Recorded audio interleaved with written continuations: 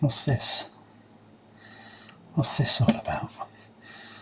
Come on.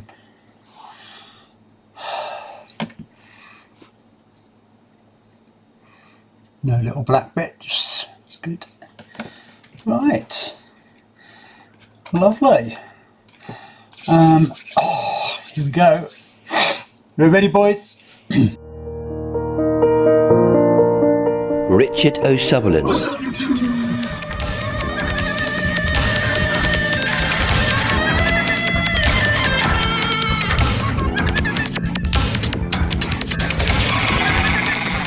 Oh, yes. Yeah, that's good.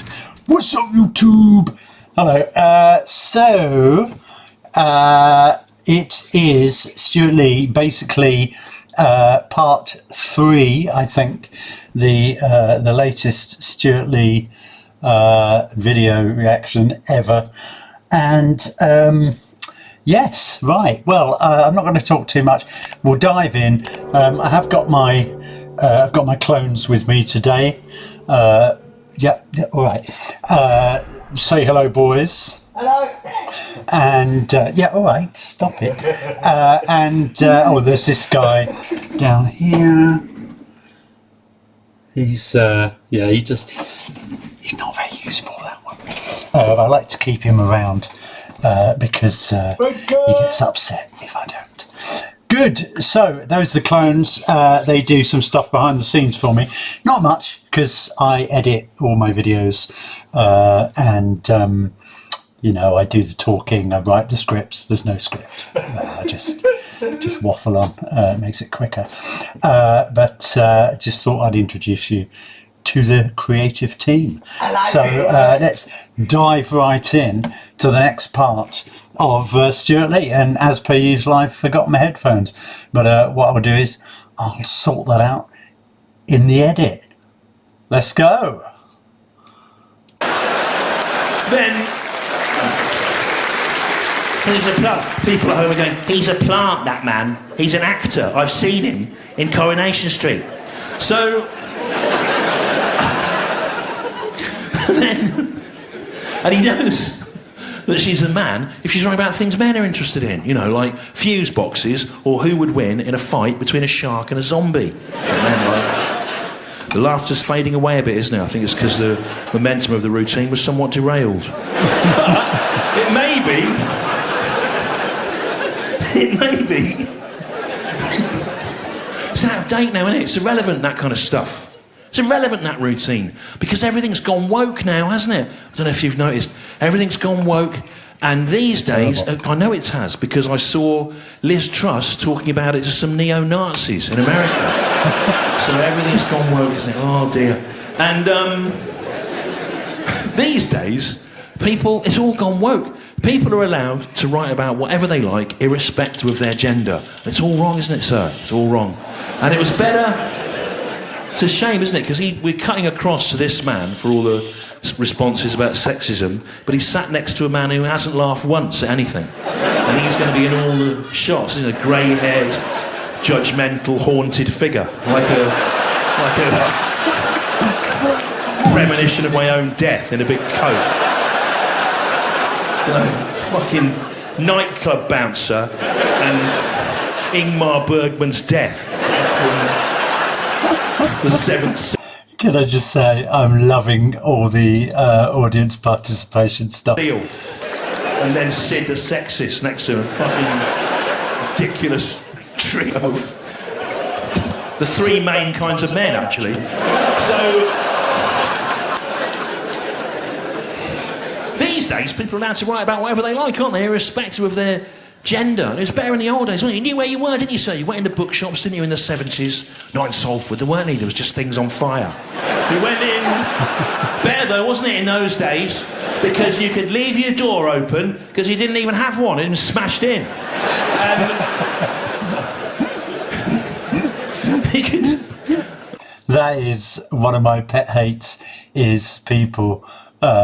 who say, oh, crime, oh, this knife, why is it, it's so, the crime rate has been going down for about 30 years in all Western civilized countries, so shut up. not all crimes. Some crimes have got worse, but all crimes overall as an average are going down. It's not getting worse. It's not, we haven't gone back to Roman times when people were burnt in arenas while everybody watched. That was worse. Okay? And people would gut you in the street for half a denarii. We haven't gone back to those days. So stop saying things are worse than they used to be. How interested are people from other parts of the country going to be in this? I don't think so. But I don't live in Salford. I don't want to know about it. Talk about London like the others. So you knew where you were, didn't you, in the old days? You went in the bookshop. Women's books in the 70s, they were pink, weren't they? With curly writing on them and a pastel drawing of a woman crying into a bowl. And men's books, they were black, weren't they? Or red, some of them, with block capital letters on them and a photograph of Hitler being castrated. Now, I went in a bookshop the other day, the book was green. What the fuck's that all about? It had Hitler on the front, yeah, but he was like a cartoon character. He was on holiday with loads of grapes, geese following him. What the fuck's going on? I want to read that. So, I don't want to read that. So what I'm saying is, Hugh Fearnley-Whittingstall from earlier, you remember? That's why you can't come in late and wander about. If he's going to write about different things, he should flag it up. So when he writes about veg, he should call himself Hugh Fearnleaf-Whittingstall. And when he writes about meat, he should call himself Human Placentas Are Delicious. So some material there, 17 minutes of material there. Sometimes runs a bit longer, that bit. The J.K. Rowling bit didn't quite land like it usually does tonight. The beauty of that routine, to me, is that I never make clear what it isn't about. The problem tonight is a lot of you didn't realise what it wasn't about anyway.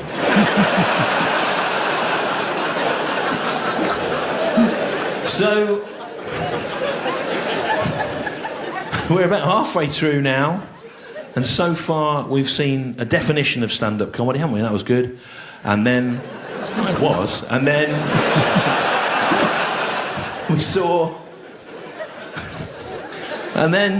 we saw some stand-up comedy being invented, didn't we, in front of your menacing, threatening faces.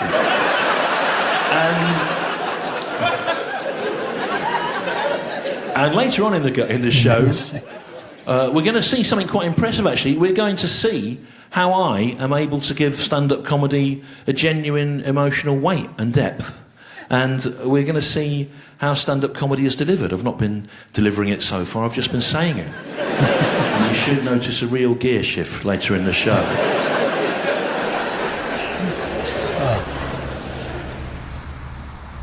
One of the great things about the way stand-up is delivered is you can address the audience directly, can't you? You can address the audience directly.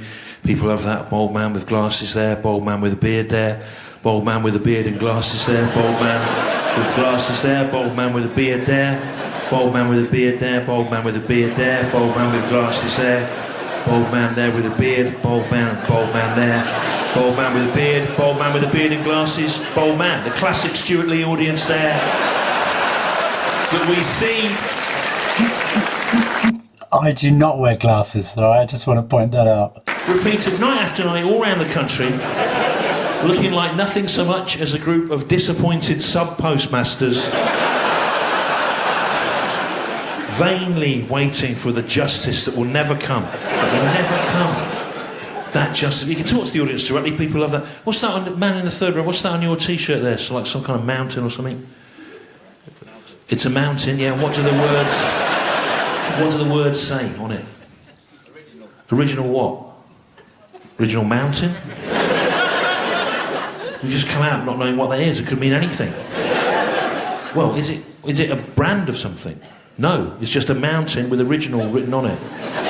See, I've done this show 200 times now. Normally I point at someone's t-shirt. They know what it means. And then I'm able to have some fun interaction with them, but it's very misleading when a man comes out strewn with images and symbols and words that mean nothing to him. I don't know what that means, I'll put it on. What's that on your t-shirt there, sir? What does that say? Brand new. It says brand new? The band is called Brand New, but is the T-shirt brand new as well? No, it's misleading, isn't it? If I saw you wearing that, I'd come up to you and go, "Is that brand new?" And you go, "Yes." And I'd go, "When did you get it?" And you go, "3 years ago." And I go, "What do you mean?" And you go, "It's a band called Brand New." And I go, "Oh." So, what's that on your T-shirt, sir? I really like this. It's like when he wrote this, he set himself a challenge. He said, "I'm going to talk to the audience and I'll ask what's on their T-shirts, and then I'll criticise them for it not making any sense." It's lovely. Catalonian. What does that mean? What? Cat graviola. Pet graviola. I've got hearing aids, look, I don't know, I can't understand what you're saying. It says Pet gladiola. It says Catalonian and now you're saying Pet gladiola. What does it say? What is it? It's a man in a kind of lift shaft with a... That's the shadow of who? Pet gladiola. Who's he? The Catalonian. Is that a... What is that? What is it? I know he's from Catalonia, yeah. One would hope so, unless he's as misleading as some of these people. The Catalonian. Well, what does he do, this Catalonian man? He's what? He's a football manager. Pet Gladiola is a football manager. Right. It's a shame. It's a shame we're filming this, because that's the shittest that's ever gone.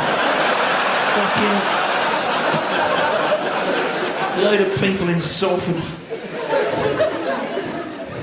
What's that? He says in desperation. You with a beard, what does that say? Explorer? You an explorer, are you? Or do you not even know what that is? It's great, isn't it, towards the audience? People love it. There's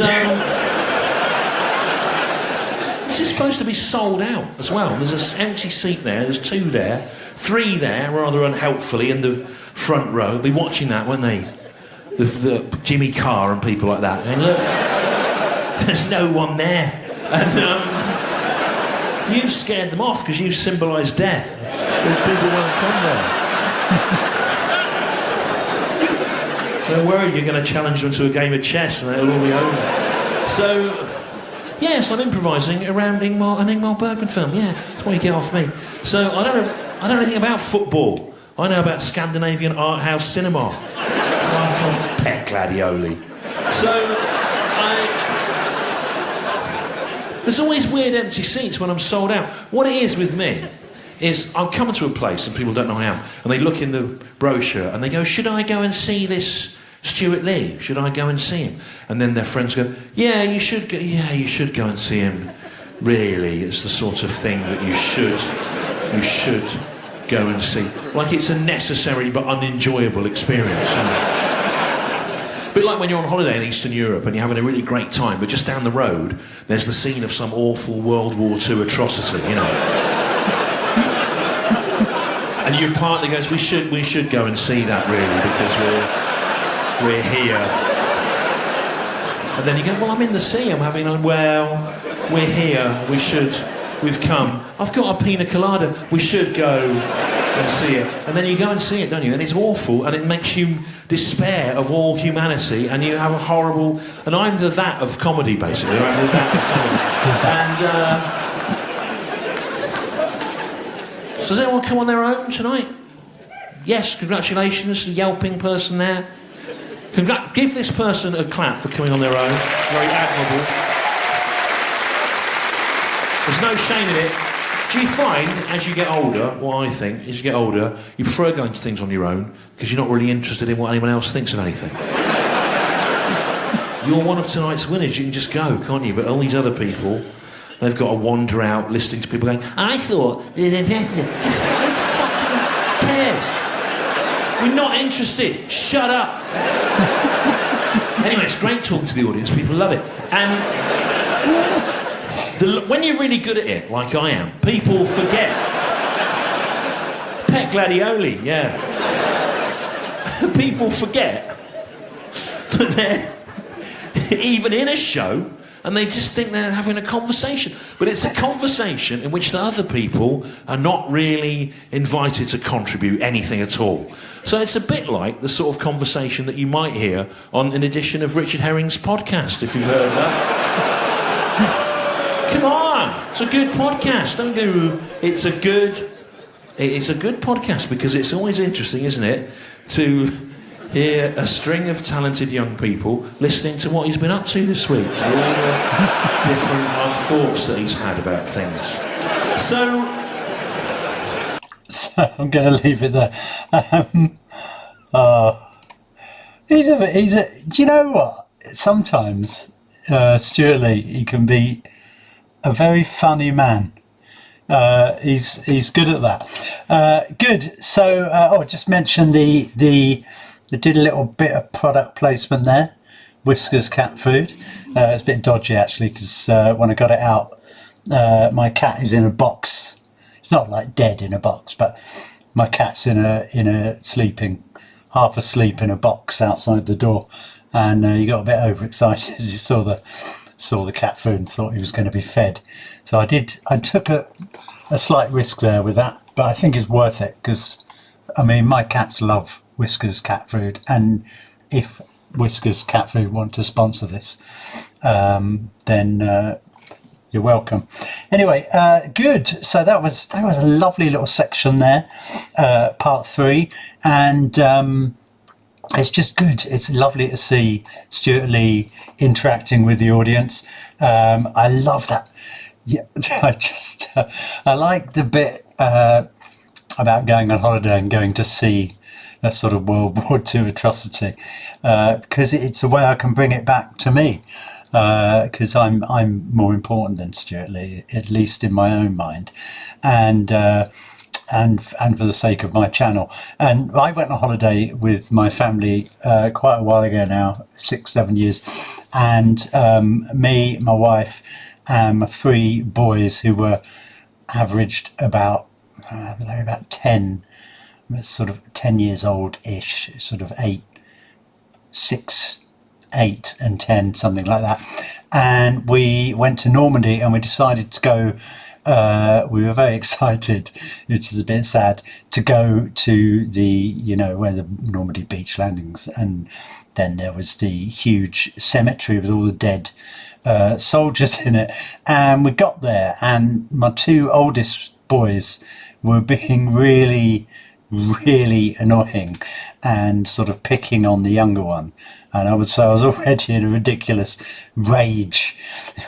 Put up to this cemetery, these men died for you, and we got out and we went to the cemetery, and I'm trying to control myself, and then the 2 older ones, because they could see I was pissed off already, decided to wind me up even more. So as we walked solemnly around this huge cemetery with all these graves of these men who died for us, for our freedom, to go on holiday, they just were endlessly taking the piss out of everything. So in the end I lost it. I had a massive go at that. These men died for your right to be children, and you're not showing respect. Right, from now on, you show respect, I'll kill you, And so then what they decided to do was they went up and they walked along sniggering to themselves, went to every grave and bowed in front of each grave and said, "Oh, we respect you, we respect you." Anyway, I just sort of gave up at that point. It's horrible being a parent. They have actually turned out very well, not the dead soldiers, but my children. The oldest one's now 20 and he's a chef, so there you go. Anyway, thank you for watching. It was lovely to see Stewart Lee there doing some, as always, excellent stuff. Very good bit of improv, very good bit of audience participation. please like, subscribe, hit the notifications button, all that great stuff, and I'll see you soon. Boys, is that enough? Wanker. Yeah, all right, stop it. Wanker. Yeah, good. All right, they're happy, and don't nobody go nowhere. What he said.